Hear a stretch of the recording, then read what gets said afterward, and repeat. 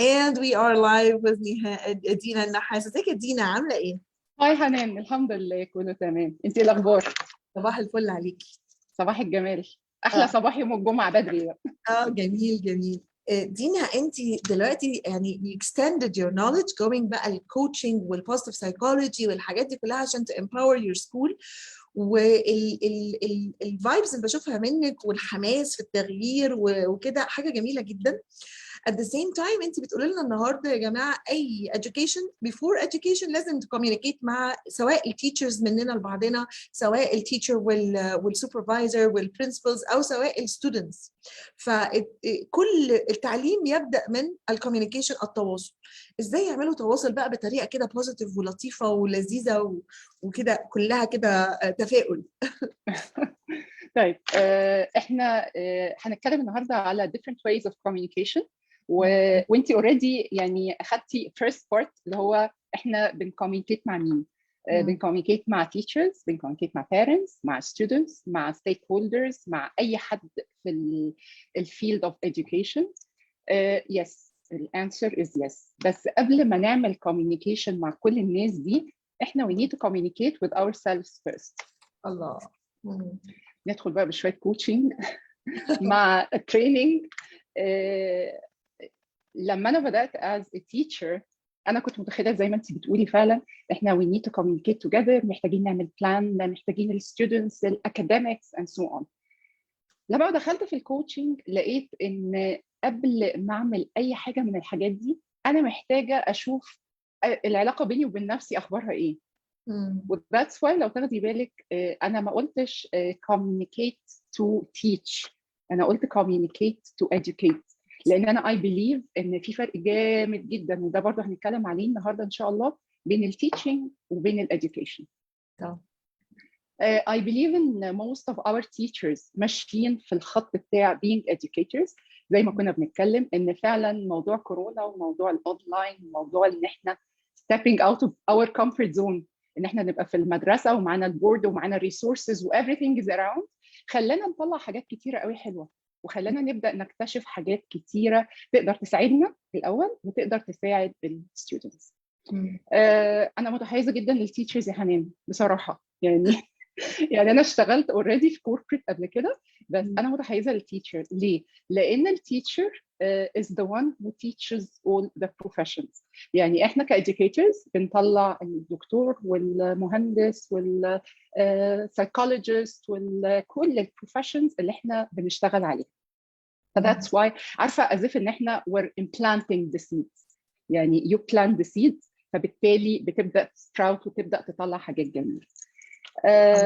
allow me ان انا to share the screen لان انا عايزه نبدا بقى. اوكي،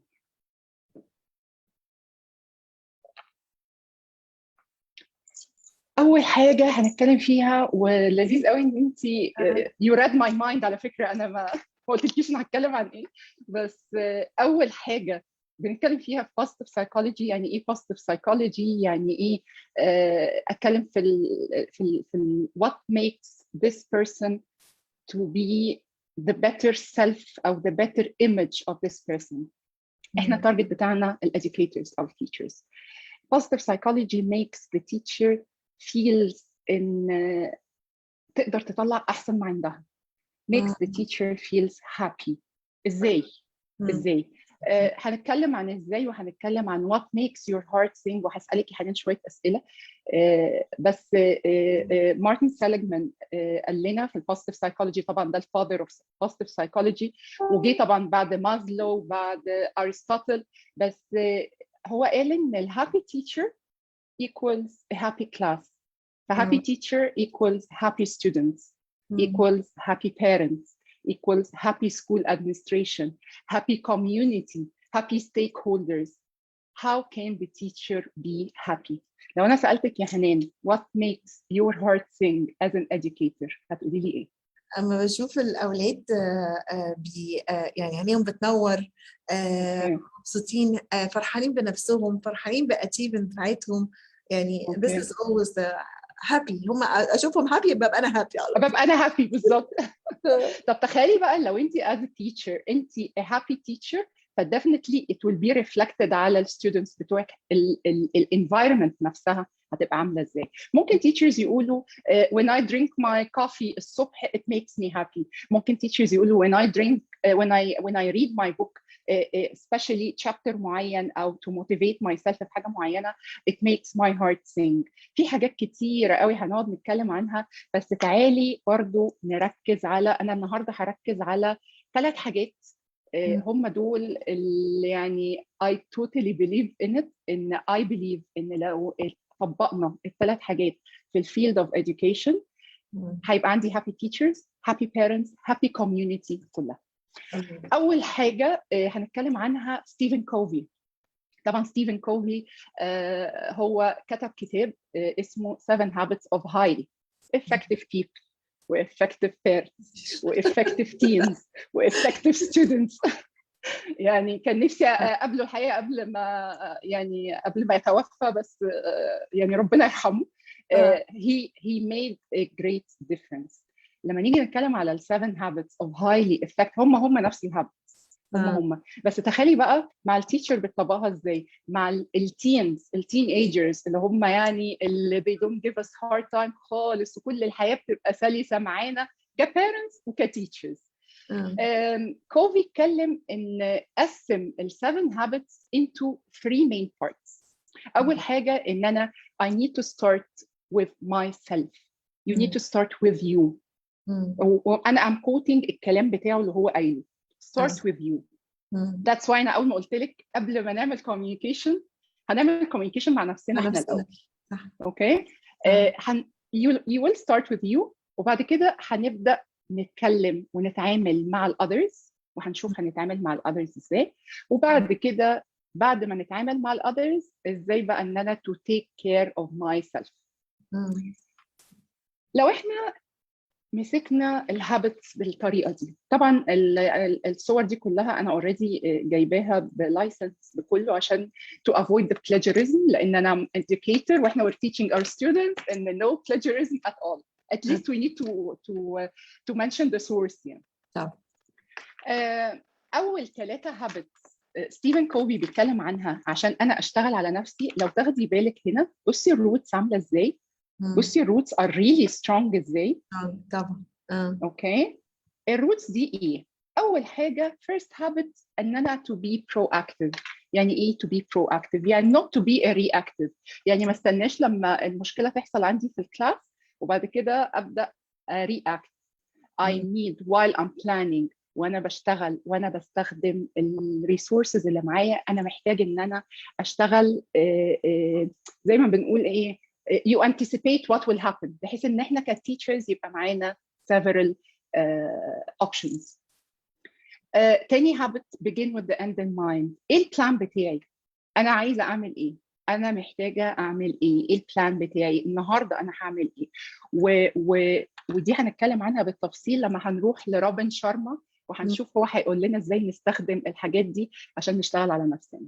الثالث habit put first things first. priority. احنا بصراحه عندنا مشكله وانا واحده من الناس اللي كان عندي المشكله الجامده دي، ببقى عايزه اعمل كل حاجه في وقت واحد.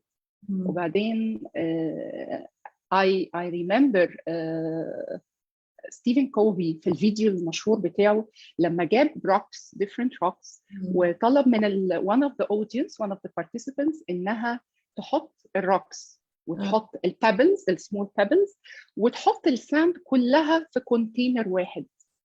فطبعا هي في الاول بدات بايه؟ بدات انها حطت الساند والبابلز، جت تحط المين روكس ما عرفتش انها تحط المين روكس. ايه المين روكس؟ المين روكس دي الفاميلي بتاعتنا، الشغل بتاعنا، السبيريتشوال ريليشن شيب بيننا وبين ربنا، علاقتنا احنا مع نفسنا، الاتشيفمنتس اللي احنا عايزين نوصل لها. في مين روكس كتيره، ده احنا ممكن نعمل سيشن عن ايه المين روكس الموجوده في حياتنا. فكوفي قال ان احنا لازم نبدا الاول. هي طبعا ما عرفتش تحط الحاجه دي كلها، فكوفي قال لها ان احنا we need to start first by put first things first. يعني ابدأي بالمين روكس الأول في حياتك. وطبعا المين روكس عندي حنان is different عن اللي عندك، different عن whoever is in the field، لأن كل واحد is different. فلما تحطي المين روكس تليها الحاجات اللي هي المهمة والحاجات اللي هي الأقل أهمية فالأقل أهمية and so on. وفي الآخر لما بتحطي الساند اللي هي مش عايزة أقول التايم ويسترز، بس الحاجات اللي هي لو اتشالت مش هتأثر في in our life. فدي من الحاجات اللي فعلا لما بدأت أشتغل عليها، وده بيساعدني بقى كمان إن أنا أعرف أخلص النهاردة عندي إيه. As an educator I need to start by عندي مثلا concerns، عندي emails، عندي session، عندي professional development training، عندي and so on. I need to start، لا ده لازم أبدأ منه الأول، لا ده مهم قوي، لا خليني أبدأ and so on. احنا كده اتكلمنا على الحاجة اللي أنا بشتغل عليا أنا as an educator. اوكي تعالي بقى ناخد الثلاثه هابتس التانيين اللي انا هشتغل فيهم with others دول ممكن يبقوا زي ما قلنا اي الكوميونتي المحيط بيا او اي ستيك هولدر بيشتغل معايا. اول حاجه think win-win. ودي طبعا بنقابلها مع الستودنتس ومع البيرنتس، وممكن معانا احنا كمان ككوليجز، ان دايما انا ببقى شايف وجهه نظري صح، ودايما ببقى شايف ان انا اي قرار انا باخده او اي اكشن especially في الديسيبلين، وانا متاكده ان الستودنت ديسيبلين كوردينيتورز او بروفيشنال بيبل they will relate لحاجه زي كده. دايما لما يبقى في كونفليكت بين 2 ستودنت او 2 تيتشرز او اي بارتيز، دايما ما حدش بيقول لك انا غلطان، الا لو بتبقى نسبه قليله قوي بيقول انا فعلا غلطان وانا ما كانش حقي عملت كده. الهابت دي بتقول لنا ايه؟ ان احنا هنبدا نتعامل معانا ومع غيرنا ان everybody can win. يعني ايه everybody can win؟ يعني انا I can compromise وال other party can compromise، بحيث ان انا ابقى اوصل لنتيجه الوين وين. في اوقات ممكن اوصل لنتيجه اللوز وين، I lose the other party wins. ممكن تبقى lose win، he loses I win. ممكن نوصل للوز lose، I lose and the other party loses. فطبعا the perfect scenario ان احنا نبقى win-win. طبعا دي محتاجه بقى سكيلز جامده جدا، ومحتاجه ان احنا نشتغل على حاجات كتيره قوي عشان اعرف اكمبرومايز في حته الكونسيرنز اللي بتبقى موجوده او الطلبات اللي بتبقى موجوده. خامس هابت بنتكلم عليها seek first to understand then to be understood. الهابت دي انا بالنسبه لي الكوتشنج اثر معايا فيها، لان انا كنت بسمع عشان ارد، مش بسمع عشان اشوف وجهه نظر اللي قدامي عامله ازاي، مش بسمع عشان ابقى مقتنعه ان from his perspective او her perspective ممكن يبقى الموضوع ماشي بالطريقه دي. واعتقد الناس كتيره كانت بتبقى بتاخد الليسننج سكيلز بالطريقه دي. part من الكوتشنج ان احنا we listen a lot، يعني we listen around 80% and 20% we only ask questions، بندي interventions، بندي exercises. لكن ان احنا نسمع اللي قدامنا. انا as an educator لو انا سمعت اللي قدامي ب other perspective، في حاجه اسمها ال empathic listening، ان انا بسمع what's behind الكلام اللي بيتقال. انا ممكن ابقى بسمع كلام بس انا حاسه ان اللي قدامي there is something wrong، وده بيحصل قوي. I'm sure ان most of the educators can relate when they deal with students عندهم concerns مثلا في الفاميلي بتاعتهم، في الفريندشيب ريليشن شيبس اللي بتحصل معاهم. ممكن يكون بيشتكي من حاجه او بيقول حاجه بس behind the scene في حاجه تانية خالص. ابقى شاطره قوي as an educator لو عرفت اطلعها. habit number 6 is to synergize. Synergize يعني everybody works together. ودي as educators I'm sure ان احنا we really miss ان احنا نشتغل في جروب ورك تاني، وان الستودنتس بتوعنا يرجعوا تاني يشتغلوا in groups، وان احنا حته السوشيال ديستانسينج اللي احنا بدانا نشتغل عليها وبقت من السيفتي ميجرز بتاعتنا. بس انا كمان I can work together with people maintaining a social distance في الظروف اللي احنا موجودين فيها. The power of team او the power of working together بيخلي الدنيا مختلفة تماما. everybody receives the credit. everybody بيبقى له الانبوت بتاعه في الشغل اللي هو بيشتغل فيه. everybody is really special. ويا سلام بقى لو educator عارفة تطلع الستودنت ده سبيشال في ايه والستودنت ده سبيشال في ايه، وهنتكلم عليها برضو later on في how to make sure ان انا عارفه السترينث بتاعه الاودينس اللي حواليا او الستيك هولدرز اللي موجودين حواليا. اخر حاجه بقى، اخر habit sharpen the saw. sharpen the saw ان انا I need to feel يعني sometimes ممكن تلاقي educators workaholic، حياتهم كلها في التدريس، حياتهم كلها في الشغل، حياتهم كلها في القرايه، في التحضير and so on. What about yourself بقى؟ انتي بقى how do you take care of yourself؟ بتعملي ايه؟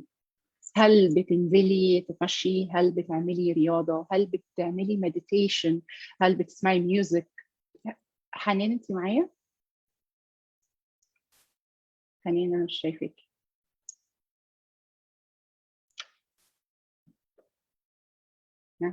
حنان يا حنان سبتيني ومشيتي ولا ايه؟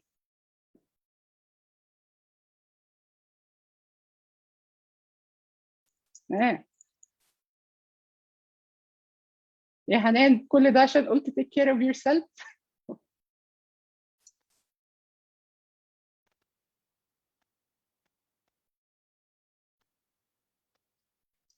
طب ايه نكلمها ولا ايه؟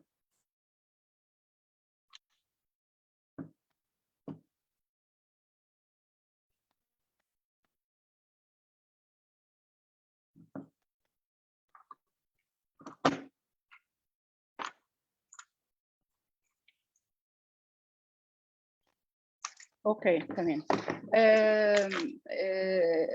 فاين خلاص. فاهم حاجه ان احنا to take care of ourselves. ازاي بقى ان احنا to take care of ourselves؟ في ناس ممكن تبقى مخصصه وقت معين ان هم يقروا، في ناس مخصصه وقت معين ان هم يتمشوا، في ناس مخصصه وقت معين ان هم يهدوا، يقعدوا ما بيعملوش اي حاجه غير ان هم بيهدوا. they can meditate, they can practice some yoga sessions. في حاجات كتيرة قوي ممكن نتكلم فيها، بس الخلاصة اللي أنا عايزة أقولها إن ال 7 habits دي ممكن to make sure إن ال way of communication مع ال educators is really better than before. خلينا نتكلم على the other topic أنا I would like to share. حاجة اسمها 20-20-20 formula. Well, this is called the golden hour. The 20-20-20 formula, this is done by Robin Sharma. ورابن شارما عمل كتاب سماه 5 a.m. Club. روبن شارما بيقول إن the golden hour that starts from 5 a.m. Club دي بتبقى للtop achievers. مين الtop achievers؟ البيزنس people, the people who would like to connect deeply with themselves. الناس اللي هم بيبقوا بيصحوا بدري عن الناس اللي عادة بتصحى 6 أو بتصحى 7 وبيقعدوا يحطوا بلان هيخططوا لليوم بتاعهم ده ازاي. روبن شارما قال ان عشان اطبق ال 20-20-20 لازم اعمل 3 حاجات، وهو he means by 20-20-20 انها الساعة متقسمة into 3 parts. أول تلت ساعة I need to move. هو بيقول إن أنا كشخص لو أنا عملت أي exercise for the first 20 minutes ده هيخلي إن هيريليس الدوبامين هرمون موجود عندنا، والدوبامين ده مسؤول عن السعادة. فوانس إن أنا عملت exercise و I believe إن لو أي حد من ال educators واخد إن هو بيتمشى أو واخد إن هو بيتحرك أو بيروح جيم او بيجري او بيعمل اي حركه even حتى في البيت، لو حطيت الميوزك وعملت شويه ايروبكس او شويه ستيبس بعد ما بخلص بحس ان انا I'm extremely fresh and I'm really happy. فاول حاجه ان انا I have to move for 20 minutes. تاني حاجه ان انا I need to reflect. How do I reflect? I reflect ان انا for the 20. يس انا معاكي انا جيت. اهلا. كل ده عشان قلت لك take care of yourself. اختفيت وجيت لك تاني. لا it's okay it's okay. انا كنت بتكلم على روبن شارما انه قال لنا في حاجه اسمها جولدن اور في كتابه ال 5 AM Club، وهبقى احكي لك later on انا جبت الكتاب ده ازاي قبل ما ينزل مصر، لان انا كنت يعني روبن شارما برضو من تاني الناس اللي انا يعني I'm really a big fan of شارما. فقال ان الساعه بنقسمها لثلاث تلتات، تلت وتلت وتلت. اول تلت ان احنا بنتحرك، تاني تلت وده انا اتكلمت فيه اوريدي مش عارفه بقى كان موجود ولا ايه، تاني تلت ان انا I reflect. يعني ايه I reflect؟ يعني I start to use الجورنال بتاعي، I start to write, I start to meditate. في كل واحد على حسب، في ما بيحبش يكتب بس بيحب ان هو يقعد كده يهدى يتامل. يتامل، انت عارفه انا حته التامل والمديتيشن زمان كنت فاكره ان انا when I am asked to meditate ان انا بقعد اعمل ازاي. فاكره الفيلم بتاع زمان اللي هو اللي كانوا بيعملوا يوجا، ده بالنسبه لي اللي هو وان انا افضي دماغي، فانا بالنسبه لي دي اللي هو ازاي مش عارفه. فروبن شارما قال لا، هو ما فيش حاجه اسمها ان انا افضي دماغي، انا بركز في حاجه معينه وببقى بمنتين البريثنج اكسرسايزز بتاعتي عشان تو ستارت تو ريفلكت على التوبيك اللي انا I need to focus on. فتلت ساعه بنعمل ريفلكشن بعد طبعا ما اتحركنا وجالنا الدوبامين وادانا شويه سعاده. عندنا بقى تلت ساعه الاخيره to grow. يعني ايه to grow؟ يعني ان انا اقرا حاجه، او ان انا اسمع اوديو، او ان انا اتفرج على inspirational movie، اي حاجه من الحاجات اللي تديني motivation I need to spend 20 minutes فيها. تخيلي بقى انا as an educator لما ابدا يومي بالثلاث طرق دول، تخيلي يومي هيبقى عامل ازاي. وبعد طبعا ما بخلص بقعد بقى اعمل تشيك ليست، انا النهارده I need to do so and so and so، وابدا prioritize to put first things first اللي اتكلمنا عليها مع ستيفن كوفي. طبعا ده هو بيقول 5 الصبح، بس انت عارفه انا بالنسبه لي 5 الصبح ما بقتنعش، انا ببدر عن 5 الصبح كمان تصحى 4:30 ولا ايه؟ لا لا لا لا لا اسالي ابو. انا بالنسبه لي يعني ممكن تلاقيني صاحيه 3، ممكن تلاقيني صاحيه يعني مش عايزه اخضك يا حنان ولا اخض هتعملي 3 AM كلوب بقى، 3 AM كلوب. I would love to. بس باخد اول ساعه فوق بس شويه اشوف ايه اللي بيحصل حواليا. طبعا it was really hard في الاول عشان برضو to acknowledge it was really hard ان انا اصحى بدري، بس هي جت بقى it's a habit، لقيت نفسي بصحى بدري بدري and so on. ثالث حاجه هتكلم فيها الكاركتر سترينث، ودي طبعا في البوزيتيف سايكولوجي من الحاجات اللي عارفه اللي بتقولي لما سالتك what makes your heart sing قلتي الولاد لما عينيهم بتبقى كده. انا بالنسبه لي دي كانت من الحاجات اللي اول ما خلصت البوزيتيف سايكولوجي كوتشنج لقيت نفسي اللي هو ايه ده، انا فعلا الحاجات دي موجوده بس ما كنتش مركزه فيها قوي. لما بتبداي تركزي في السترينث بتاعتك بتبداي تطلعي احسن ما عندك. طبعا مش فيا انستيتيوت بس اللي بيطلع السترينث، عندنا جالوب كمان وعندنا اورجنايزيشنز ثانيين، بس بالنسبه لي فيا انستيتيوت كان اختراع. لان انا هقول لك على النقطه مهمه قوي، ان زمان من 10 سنين لما عملت الاسسمنت كان اول توب سترينث بتاعتي كانت الهيومر اللي في الترانسندنس. اوكي بس ده كان زمان. تخيلي بقى لما عملته دلوقتي طلعت ايه؟ طلعت السبيريتشواليتي which is in the same virtue. يعني هو في الكاركتر سترينث احنا بنتكلم على 6 virtues. لو احنا بدأنا نتكلم في واحدة واحدة ونشوف احنا كويسين قوي في ايه، والاسسمنت هيساعدنا ان احنا نعرف نطلع الحاجات دي وتبقى ظاهرة قدامنا، هيساعدنا كويس قوي to communicate with ourselves and to communicate with the students and teachers وكل الستيك هولدرز بتوعنا. فدي من الحاجات اللي انا يعني بحبها قوي قوي قوي. اخر حاجه يعني انا حاسه انا اتكلمت كتير قوي بس يعني احنا مستنيين تايم ولا ايه؟ يعني couple of minutes. طيب هي اخر حاجه بقى what parents want their kids to be happy. يبقوا شطار، يجيبوا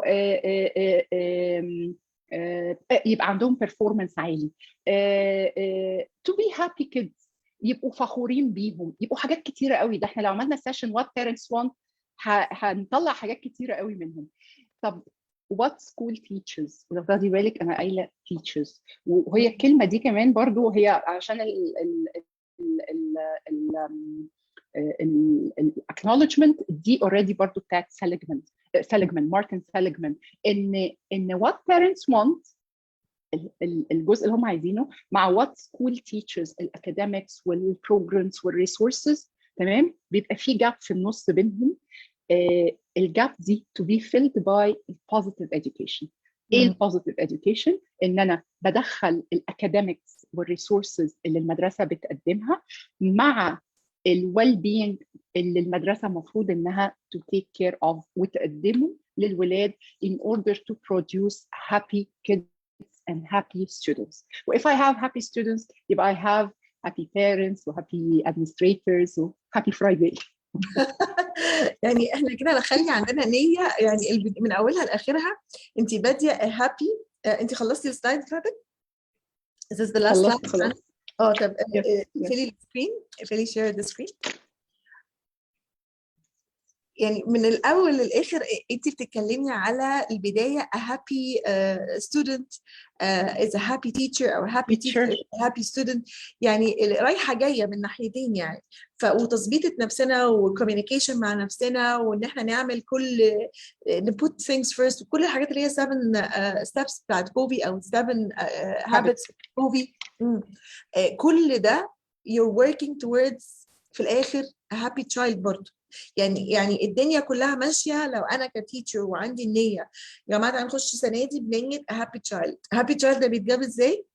connect with yourself مع نفسك، ظبطي جدولك وظبطي اولوياتك وظبطي امشي على ال7 هابت بتاعت كوفي، وخشي على موضوع البوزيتيف سايكولوجي من ناحيه مثلا الكاركتر سترينث، وخشي على الروبن شارما من ناحيه ال5 AM كلاب والثلاث حاجات اللي المفروض نعملها يوميا. يعني اكني بحضر المدرسه ان just be relaxed and happy، عشان في الاخر الاوتكم بتاعي هابي. وعشان نظبط الدنيا نبقى communicating برضو مع البيرنتس بشكل لطيف. فالثري يعني الثري ميجر elements في التعليم، التيتشر والبيرنت والستودنت، يحصل الداينامكس بتنهم happiness dynamics. That's true. فبجد thank you so much، يعني it's amazing. يعني thank you يعني وقد ايه البوست سايكولوجي خلاص بقى يعني داخل في التعليم بشكل جامد جدا، واحنا محتاجين ندخله كمان اكتر. ان شاء الله يبقى عندنا نيه ان positive education والسايكولوجي يبقى فعلا يفيد التيتشرز والبيرنتس. لازم يعني السيناريو ما يجيش a stressed teacher is a stressed student، ف a happy teacher is a happy student. والدنيا فلازم نبقى فاهمين ازاي نفهم نفسنا ونفهم تعاملاتنا مع الاولاد، وكل الداينامكس اللي انت حكيتيها النهارده هسميها happiness dynamics at school. My pleasure. شكرا جدا جدا يا دينا. Thank you so much. Stay tuned for a lot of speakers إن شاء الله النهاردة طول اليوم. إن شاء الله. Thank you so much حنان. Welcome. Bye bye. مع السلامة.